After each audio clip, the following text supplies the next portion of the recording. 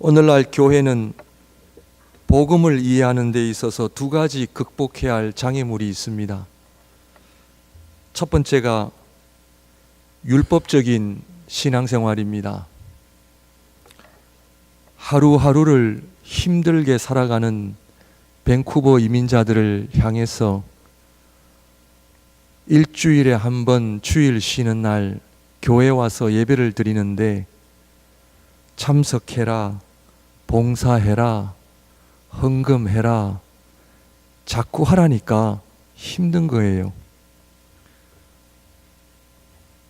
저도 과거에 이민 생활을 해보았고 우리 밴쿠버의 우리 특별히 식당 업계에 종사하시는 우리 적지 않은 성도님들을 보면서 참 힘들게 살아가는 그런 어려운 현실 속에 교회까지 와서 자꾸 하라니까 짐이 되는 거예요.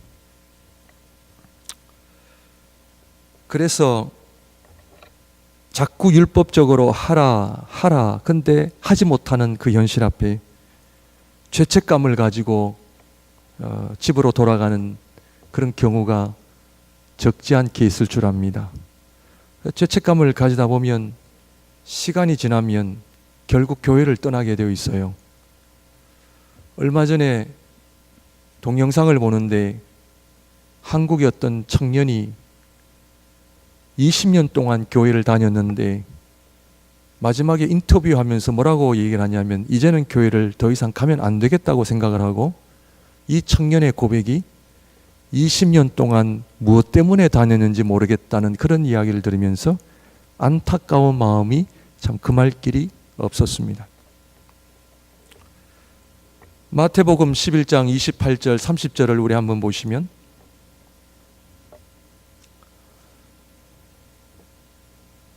수고하고 무거운 짐진 자들아 다 내게로 오라. 내가 너희를 쉬게 하리라. 나는 마음이 온유하고 겸손하니 나의 멍에를 메고 내게 배우라. 그리하면 너희 마음이 쉼을 얻으리니 이는 내 멍에는 쉽고 내 짐은 가벼움이라 하시니라. 이 말씀을 보면 우리 주님께서 나에게 와라 쉼을 주시겠다 하시면서 근데 짐을 다 들어주시겠다가 아니라 예수님의 짐을 지라 그렇게 말씀하고 있습니다. 신앙생활은 짐을 지는 겁니다. 우리가 이 세상에 태어나는 순간부터 인생의 짐을 지게 되어 있고 가정생활의 짐을 지게 되어 있고 사회생활, 학교생활, 직장생활의 짐을 다 지게 되어 있습니다. 그러므로 오늘 이 말씀을 통해서 우리 주님의 짐은 무거운 것이 아니라 가볍다. 교회가 복음이 아니라 율법을 강조하는 것도 잘못되었습니다. 성도들에게 괜한 율법의 짐을 지우는 것 잘못된 것입니다. 성도들의 입장에서는 내가 들고 있는 짐이 예수 그리스도의 짐인지 아닌지를 점검하셔야 됩니다. 왜냐하면 예수 그리스도의 짐이 아니면 무거울 뿐입니다. 힘들 뿐입니다. 고통스러울 뿐입니다. 지난주에 본 것처럼 중풍병자의 사건을 통해 복음은 우리에게 구원과 치유를 준다고 보았습니다.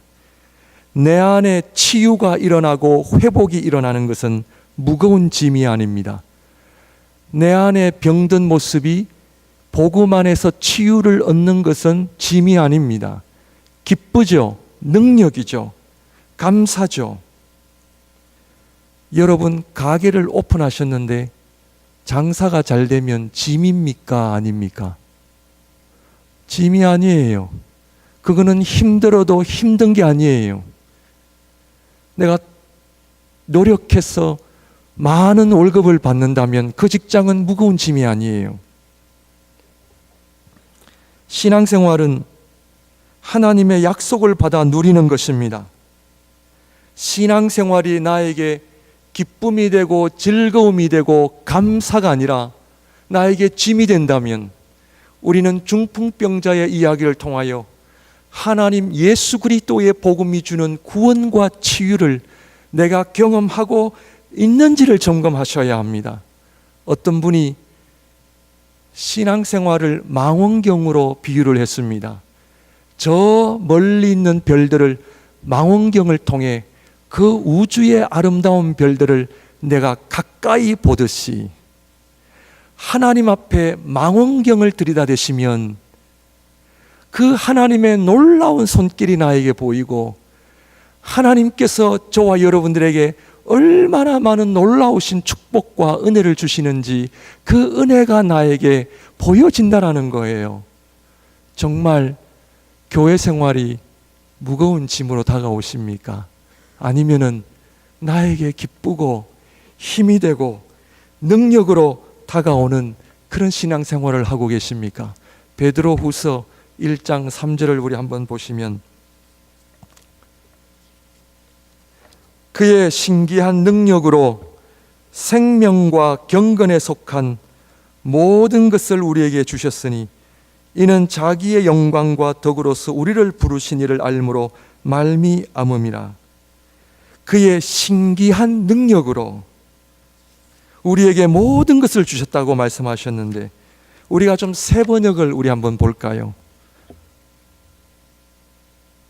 새 번역 하나님께서는 좀 전에 우리가 읽은 것은 개정개역이고 새 번역은 좀 더 우리 한국말을 좀 쉽게 번역한 우리 성경입니다. 하나님께서는 우리가 그를 알므로 말미암아 생명과 경건에 이르게 하는 모든 것을 그의 권능으로 우리에게 주셨습니다. 하나님은 우리를 부르셔서 그의 영광과 덕을 누리게 해 주신 분이십니다. 성경 어디를 보아도 우리 하나님은 저와 여러분들에게 짐을 지워주시는 분이 아니라 하나님을 알므로 말미암아 생명과 경건과 권능으로 하나님께서 하나님의 영광과 덕을 누리게 하신다라고 성경은 이야기를 하고 있습니다. 사랑하는 성도 여러분, 하나님 앞에 이 구원의 감격, 신앙생활의 감격을 회복하셔서 교회 다니는 것이 짐이 아니라 율법이 아니라 살아계신 하나님을 나의 믿음의 망원경을 사용하셔서 그 하나님이 얼마나 나와 가까이 계시고 우리의 가정과 교회와 민족을 붙들고 계시는 하나님의 손길을 경험하시는 복을 누리시기를 바랍니다. 두 번째로 복음이 주는 은혜로 구원을 받았기 때문에 내가 어떻게 살아도 구원을 얻는다라는 생각입니다. 은혜에 대한 잘못된 이해입니다.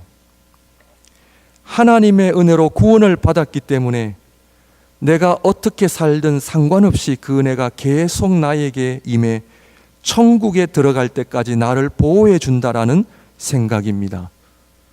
좀 위험한 생각입니다.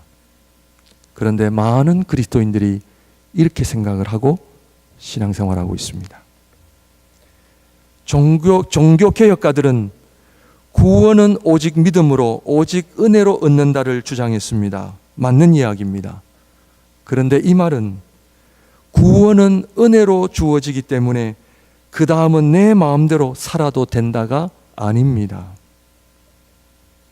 그러면서 우리는 종교개혁 이후로 개혁주의 교회들이 다는 아닙니다만 은혜와 순종을 분리하기 시작했습니다. 그러다 보니 순종보다는 은혜를 더 강조하고 순종보다는 내가 어떻게 살든 상관없이 내가 주님의 은혜만 붙들면 된다라고 하는 생각을 하고 살아가고 있습니다. 우리는 지난주에 중풍병자의 이야기를 다시 한번 기억해야 될 필요가 있습니다.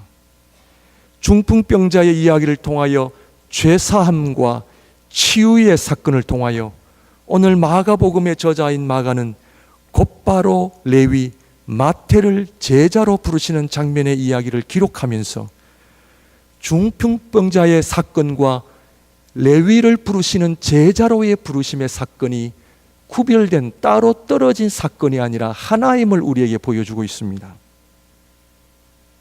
이 얘기는 뭐냐 하면 도대체 예수 그리스도가 누구시길래 소망이 없고 절망이 없는 그 중풍병자가 치유를 받고 하나님의 은혜인 죄사함을 받을 수가 있을까?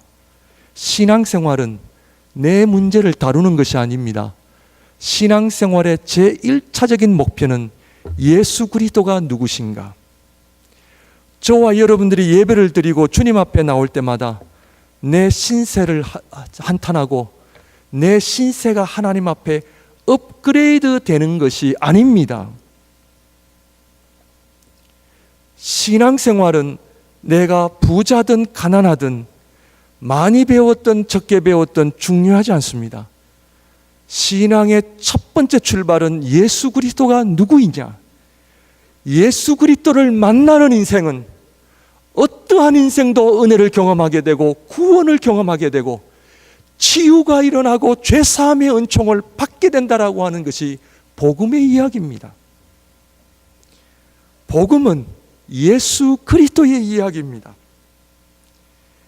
예수 그리스도가 누구시냐? 복음서는 서기관이 예수 그리스도를 바라보면서 하나님의 이름을 모독했다는 이유로 서기관은 처음부터 예수 그리스도를 죽이려고 모의를 하기 시작합니다. 이것이 세상입니다. 사랑하는 성도 여러분, 세상은 예수 그리스도를 인정하지 않습니다. 예수 그리스도는 누구입니까? 복음서의 주제요, 성경 66권 전체의 주제인 예수 그리스도는 누구신가? 예수 그리스도는, 예수님은 그리스도시요 살아계신 하나님의 아들이십니다. 하나님의 아들이시다라고 하는 것은 첫 번째 성육신을 의미합니다. 하나님이신 분이 인간의 몸을 입고 이 땅에 오셨음을 의미합니다. 둘째는 이 하나님의 아들께서 성육신뿐 아니라 십자가에서 인간의 죄를 다 뒤집어 쓰시고 죽으셨다는 것을 의미합니다. 어느 인간도 할 수 없는 그 일을 하나님이신 예수 그리스도께서 하셨다고 하는 것, 이것이 은혜입니다. 내가 죽어야 할 그 자리에 우리 주님께서 대신 죽으신 것입니다. 이것이 은혜입니다. 인간의 힘과 노력, 어떤 애를 써서도 죄 문제를 해결할 수 없었는데 우리 주님께서 그 죄 문제를 해결하신 것, 이것이 은혜입니다. 요한일서 3장 8절을 보시게 되면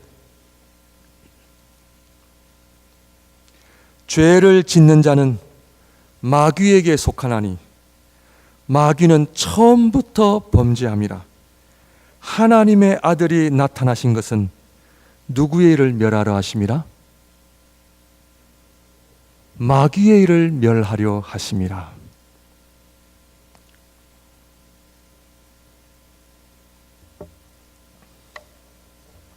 복음은 예수 그리스도께서 이 땅에 오셨다라고 하는 사실입니다. 믿으십니까? 왜 오셨습니까? 마귀의 일을 멸하시기에 오셨습니다. 이것이 은혜입니다. 그렇다면 내가 죄사함을 받았다면 누구 덕분에 죄사함을 받은 겁니까? 예수 그리스도죠. 내가 죄사함을 받았다면 내 안에 있는 죄를 누가 다 해결하셨어요? 예수 그리스도께서 마귀의 일을, 그것은 죄 짓는 일을, 그 죄 짓는 일은 내 마음대로 사는 거예요. 구원을 받고 내 마음대로 살아도 된다. 성경에 그런 말씀은 없습니다. 예수 그리스도께서 이 땅에 오신 것은 마귀의 일을 멸하러 오셨는데 그 마귀의 일은 죄를 멸하기 시게, 그 결과적으로는 죄 사함의 은총을 저와 여러분들에게 주시기 위함인 줄 믿습니다. 그렇다면 중풍병자의 이야기를 통하여 네가 죄 사함을 받았다라고 하는 것은 무슨 의미입니까? 죄 사함을 받았다고 하는 것은 예수 그리스도를 내가 믿음으로 말미암아 죄와 함께 내가 죽었다는 것을 의미합니다. 죄 사함의 은총을 받은 사람은 더 이상 내가 사는 게 아니에요. 누가 살아요? 우리 주님께서 사시는 거죠. 마가복음 2장의 중풍병자의 이야기를 잘 묵상하시고 오늘날 복음이 주는 하나님의 은총, 복음이 주는 하나님의 은혜가 무엇인지를 알고 살아야 됩니다. 복음이 무엇인지를 알고 살아야 됩니다. 예수 그리스도께서 이 땅에 왜 오셨는지를 우리가 알고 신앙생활해야 됩니다. 우리 주님이 이 땅에 오신 것은 마귀의 일을 멸하려 하심이라 믿으십니까? 우리 안에 죄를 멸하시기 위하여, 이것이 하나님의 은혜입니다. 내가 할 수 없기 때문입니다. 내가 아무리 노력해도, 내가 아무리 선을 행해도, 내가 아무리 금식기도 40일을 10번 100번 해도 안 됩니다. 죄 문제는 우리가 해결할 수가 없습니다. 우리 주님이 땅에 오셔서 죄 문제를 해결해 주신 것, 이것이 은혜입니다. 그런데 우리 안에 죄는 누가 그동안 지었어요?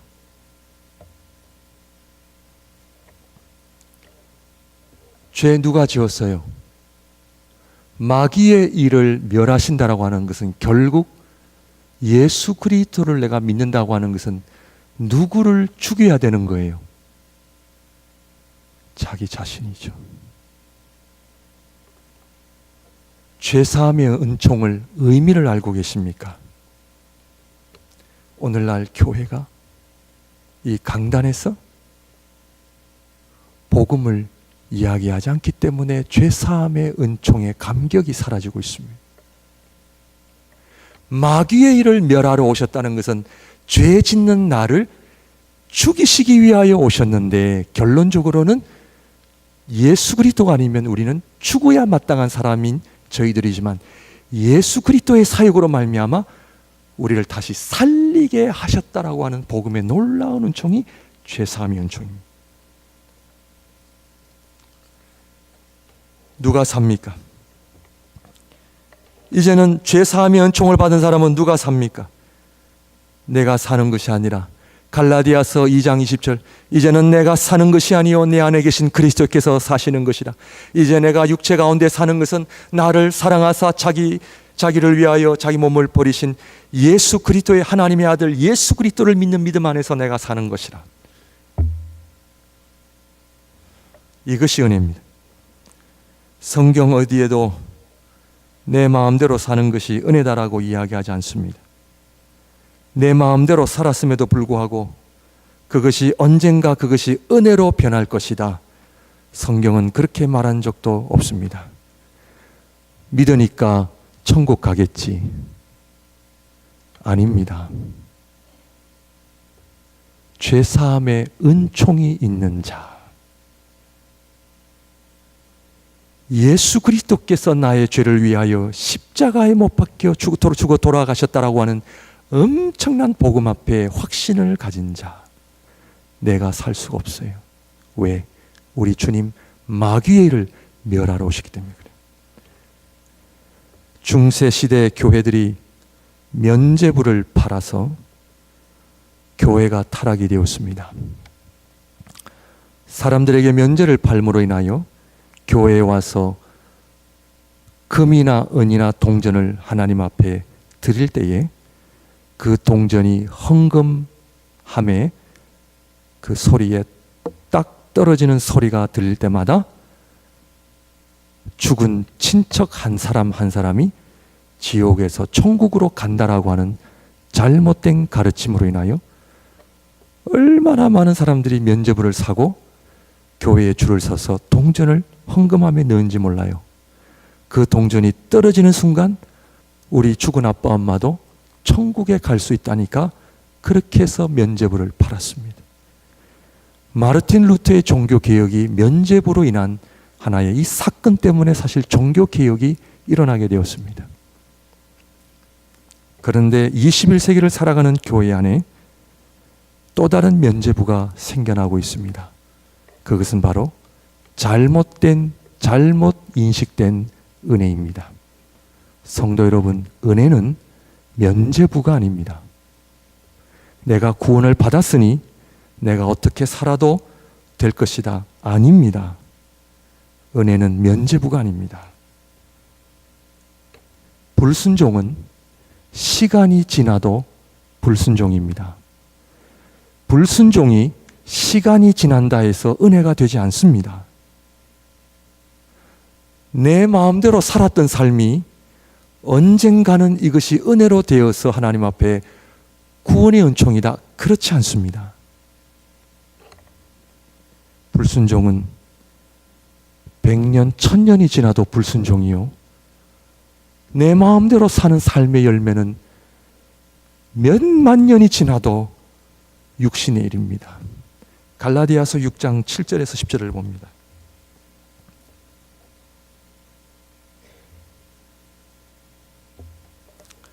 잘 보시기를 바랍니다. 스스로 속이지 말라. 하나님은 업신여김을 받지 아니하시나니 사람이 무엇으로 심든지 그대로 거두리라. 자기의 육체를 위하여 심는 자는 육체로부터 무엇을 거두고요? 썩어질 것을 거두고. 썩어질 것이 뭡니까? 썩어질 것이 뭐예요? 자기의 육체를 위하여 심는 자는 육체로부터 썩어질 것을 거두고, 썩어질 것은 죽음입니다. 성령을 위하여 심는 자는 성령으로부터 무엇을 거두리라? 영생을 거두리라. 육체를 위하여 사는 자, 죽음입니다. 여기서 말하는 육체는 먹고 자고 행동하고 이것이 아닙니다. 갈라디아서 6장 이 본문에서 말하는 육체를 위하여 심는 자는 자기 마음대로 사는 겁니다. 우리 인간은 연약한지라 실족할 수는 있습니다. 내가 하나님 앞에 실수할 수 있어요. 실수하는 것과 죄를 내가 늘 내 마음대로 사는 것은 다릅니다. 잘 이해를 하셔야 됩니다. 죄 사함의 은총을 받은 사람은 마귀의 일을 멸하심으로 말미암아 내 안에 누가 계시느냐 하면 내가 주인이 아니라 누가 계세요? 성령 하나님이 계십니다. 성령 하나님이 계시는 인생은 실족은 일어나도 요한일서를 보게 되면 죄를 범할 수는 없습니다.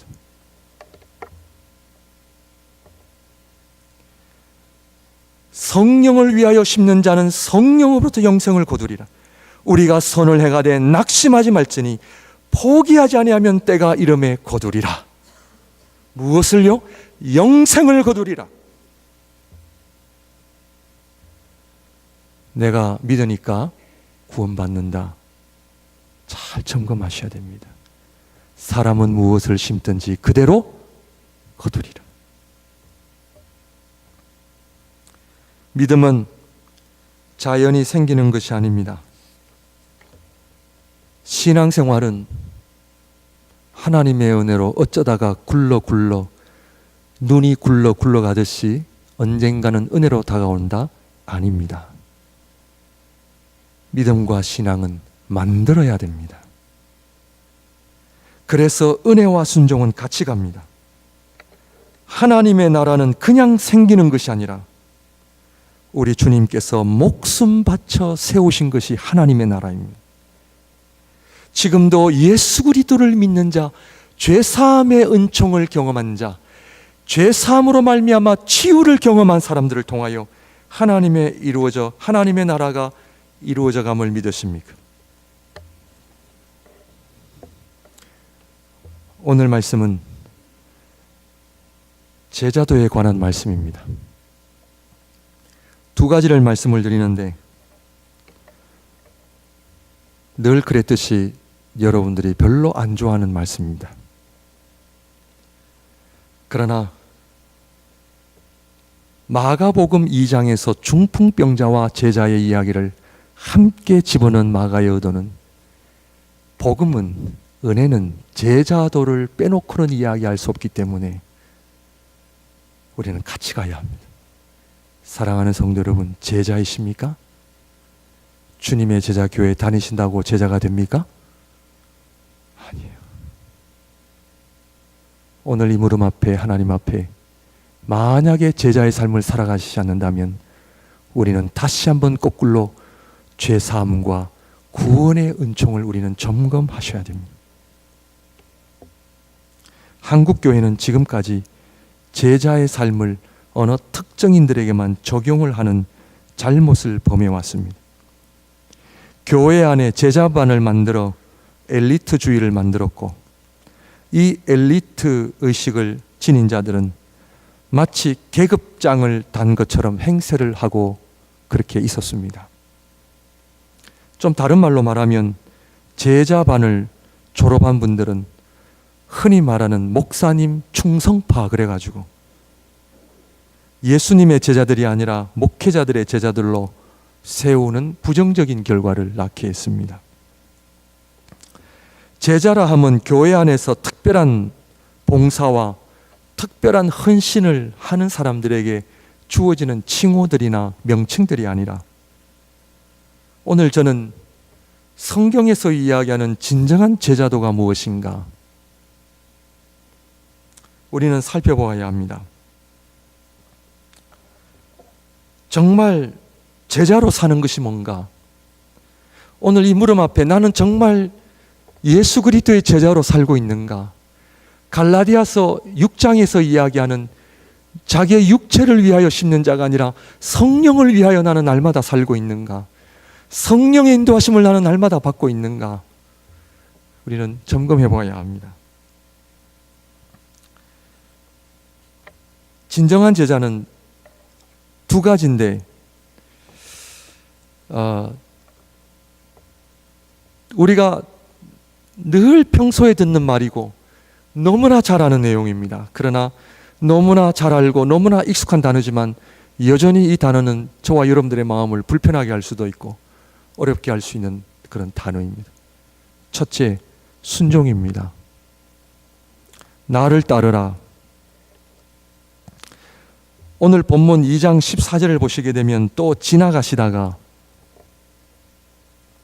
우리 한번 띄워주실래요, 집사님? 또 지나가시다가 알페오의 아들 레위가 세관에 앉아 있는 것을 보시고 그에게 이르시되 나를 따르라 하시니 일어나 따르니라. 이 말씀을 잘 보시면 나를 따르라 하시니 일어나 따르니라. 어떤 신학자는 말하기를 순종은 무엇이냐? 주님의 말씀에 어떤 공간을 주지 않는 것, 이것이 진정한 순종이다라고 설명했습니다. 그러니까 주님 말씀에 나를 따르라 하시니 일어나 따르니라. 이것이 하나님이 기뻐하시는 순종이라는 겁니다.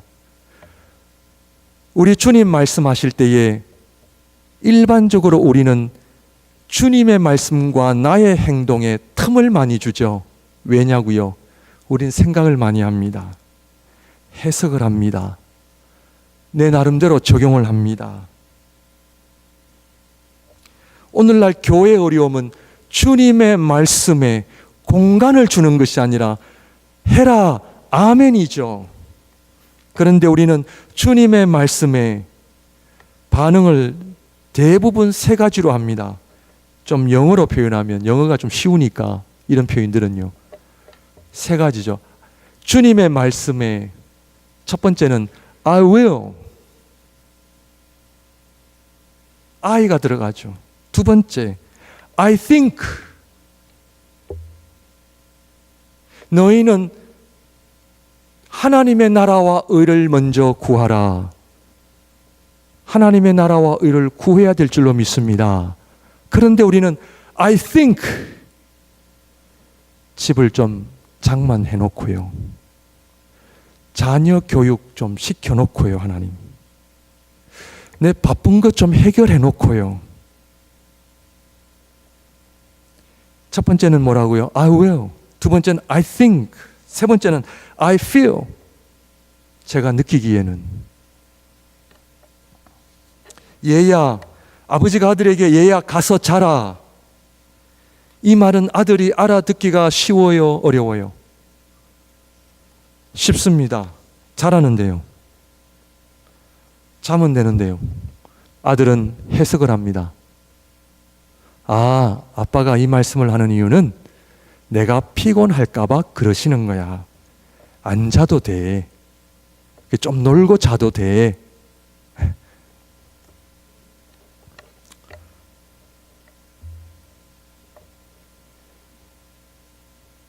아내 되시는 분들이요, 남편에게 순종하십시오. 주님의 말씀입니다. 아멘이십니까? 그런데 우리는 해석을 합니다. 남편 같아야 순종하죠.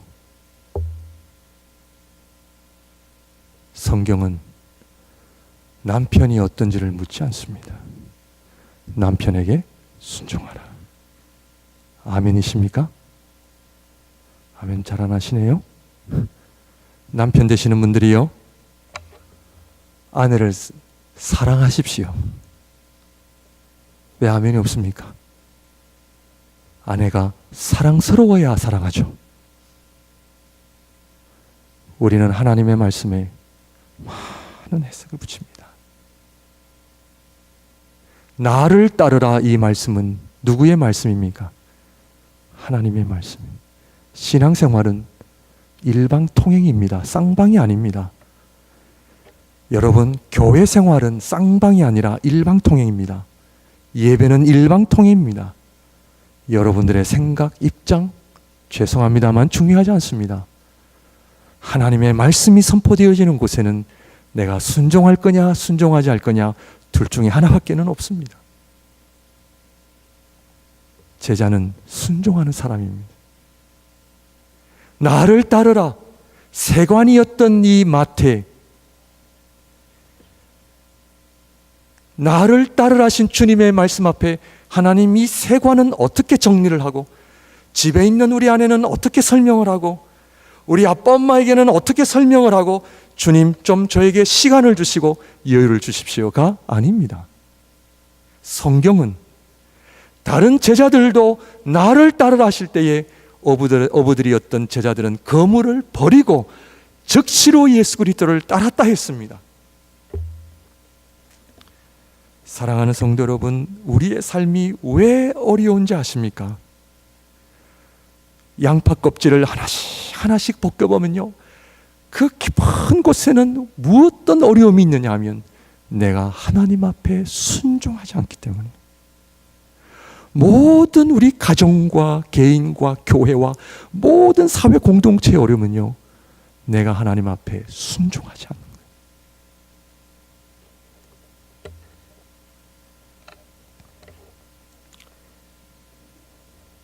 믿음의 조상이었던 아브라함, 왜 믿음의 조상이 되었습니까?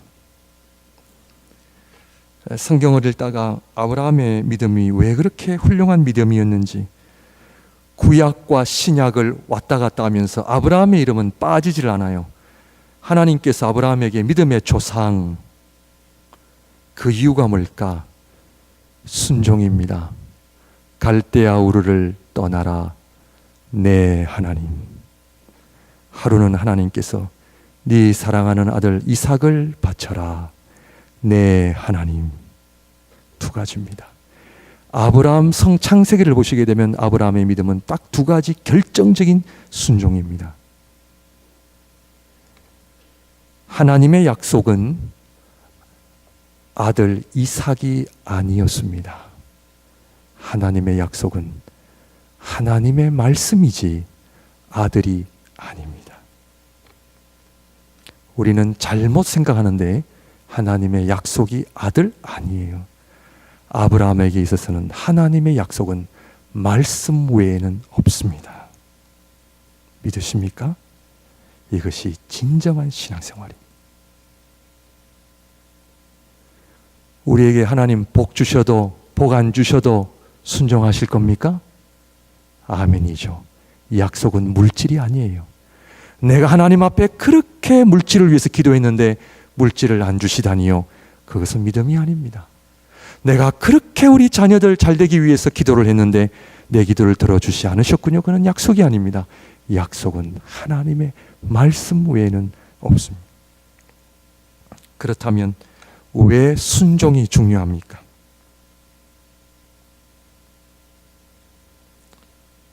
하나님께서, 우리 주님께서 귀신을 쫓아내실 때 무엇으로 쫓아내셨습니까? 말씀이죠. 오늘도요, 본문의 13절에 주님의 말씀 사역이 또 등장합니다. 우리 주님의 사역의 메인이 뭐냐 하면 말씀 사역이에요. 말씀으로 마귀를 쫓아냈다고 하는 것은 뭡니까? 하나님의 말씀만이 우리에게 은혜를 주고 능력을 주고 우리를 하나님 앞에 새롭게 할 수 있는 유일한 은혜가 말씀 외에는 없습니다. 그리고 왜 순종이 중요하냐면요, 우리가 하나님의 말씀에 순종할 때에 비로소 하나님의 진리가 세워지기 때문입니다. 우리 모든 신앙인들의 궁극적인 삶의 목적은 성공과 잘 사는 것이 아니라 진리를 위해 살기 때문입니다.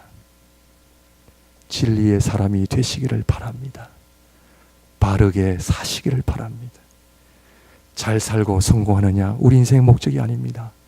우리 신앙인들의 목적은 우리 주님 이 땅에 오셔서 33년 동안 마지막 순간까지 하나님의 형상이 무엇인지를 저와 여러분들에게 보여주셨습니다. 그것은 하나님 아버지 성부 하나님께 온전한 순종으로 말미암아 인간이, 참된 인간이 어떤지를 저와 여러분들에게 보여주셨습니다. 순종만이 하나님의 영광을 드러내기 때문에. 두 번째, 진정한 제자는 십자가를 지는 일입니다. 십자가의 의미는 무엇입니까? 잘 알고 계시죠? 십자가의 의미는 고난과 죽음을 의미합니다.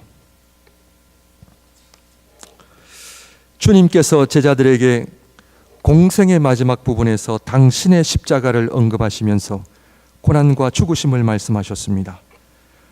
그리고는 제자들에게 말씀하시기를 누구든지 나를 따라오려거든 주님처럼 십자가를 져야 할 것을 말씀하셨습니다. 고난은 우리에게 수치를 줄 수 있지만 고난은 우리에게 명예도 줄 수 있습니다. 그런데 십자가는 고난을 통해 주어지는 명예조차도 버려야 하는 것이 십자가입니다. 십자가는 완전히 내가 죽는 것입니다. 그런데 우리 주님께서 십자가를 말씀하실 때에 제자들이 다 그 일을 반대하고 베드로는 십자가의 일이 일어나지 않을 것이라고 선언까지 했습니다. 이때 예수님께서는 십자가 지시는 일을 막는 베드로를 향해 사탄아 물러가라 하셨습니다. 그 이유는 만약 우리 주님께서 십자가를 지시지 않으신다면 우리 주님은 인간 예수로 끝나 버리시기 때문이었습니다. 십자가를 지시지 않는 그리스도는 존재하지 않기 때문입니다. 그래서 주님께서는 십자가를 지셔야만 했고 이 십자가를 부인하는 모든 것은 다름 아닌 사탄의 전략이었음을 알아야 합니다. 사람들이 십자가에 달리신 예수님을 향해 그 십자가에서 뛰어내리시면 우리가 믿겠다 그런 말도 했지만 우리 주님께서 만약 그 십자가 위에서 뛰어내리신다면 더 이상 우리에게 그리스도가 되실 수가 없으셨다는 것을 기억해야 합니다. 우리 주님께서는 인간의 몸을 입고 이 땅에 오셔서 온전한 순종으로 인간됨을 증거하셨고 십자가의 죽으심으로 말미암아 우리의 그리스도가 되셨습니다. 그러므로 사탄의 전략은 그리스도로부터 십자가를 떼어놓는 것이었습니다.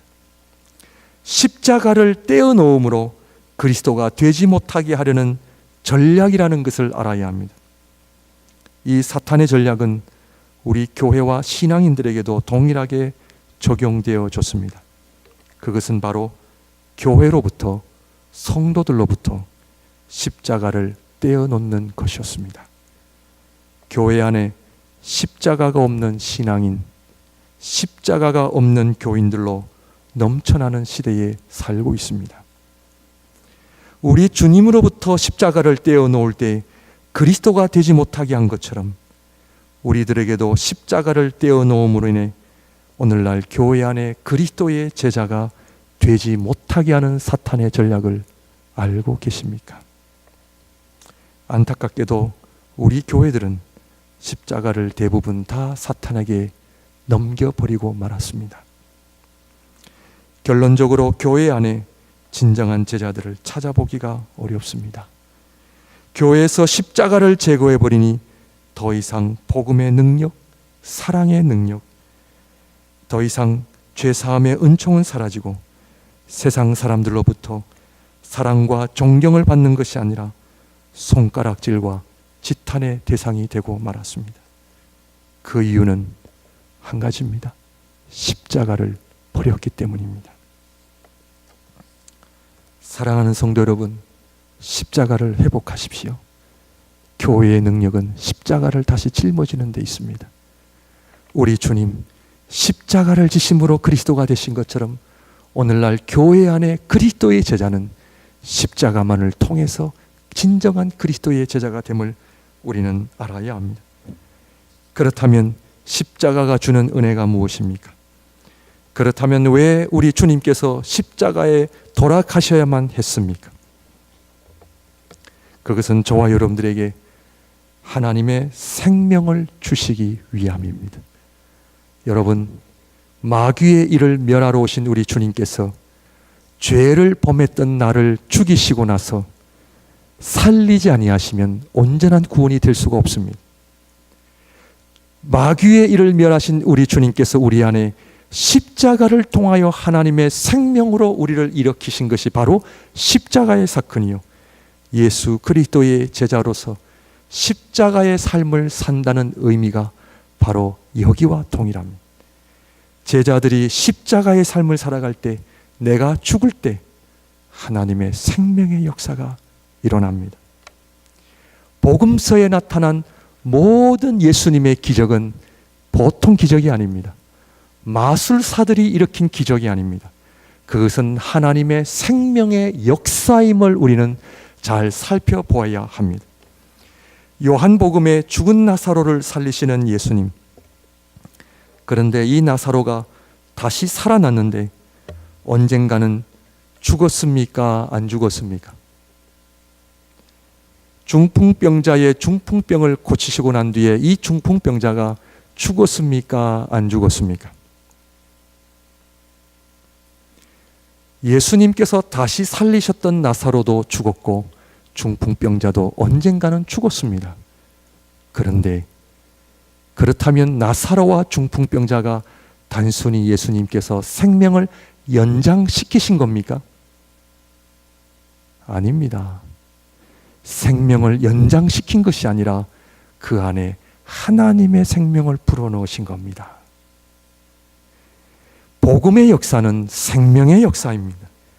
복음의 역사는 십자가의 죽음으로 말미암아 하나님의 생명이 회복이 되고 역사하고, 지금도 예수 그리스도의 복음을 믿는 자들에게 죄사함의 은총의 의미가 뭐냐? 내 안에 내 생명이 아니라 하나님의 생명의 역사가 일어나기 때문입니다. 요한일서 5장 1절에서 5절까지 우리 한번 보실까요?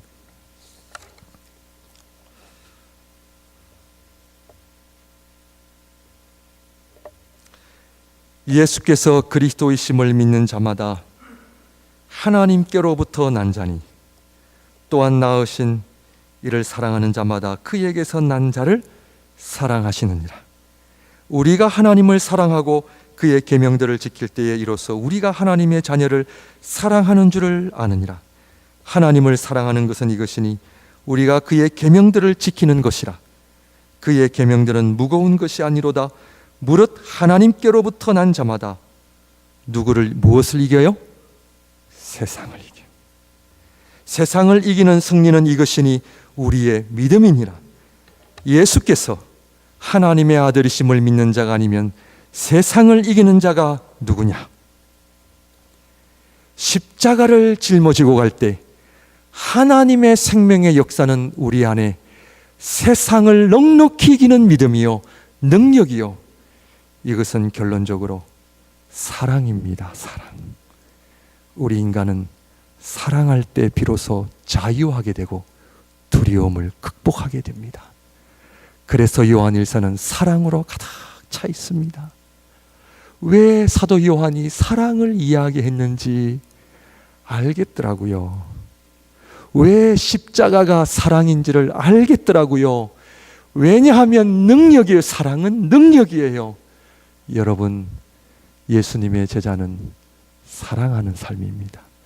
나를 욕하고 나를 비난하고 나를 그렇게 못살게 하는 사람도 사랑하는 거예요. 이것이 복음의 능력이요, 오늘 죄사함의 은총이요, 예수 그리스도의 제자들이 살아야 할 삶이 사랑인데, 이 사랑은 누구를 이긴다? 세상을 넉넉히 이긴다. 마지막으로 요한일서 4장 17절입니다. 이로써 사랑이 우리에게 온전히 이루어진 것은 우리로 심판날에 담대함을 가지게 하려 함이니, 주께서 그러하심과 같이 우리도 이 세상에서 담대하게 살기 위함이니라. 기도하겠습니다.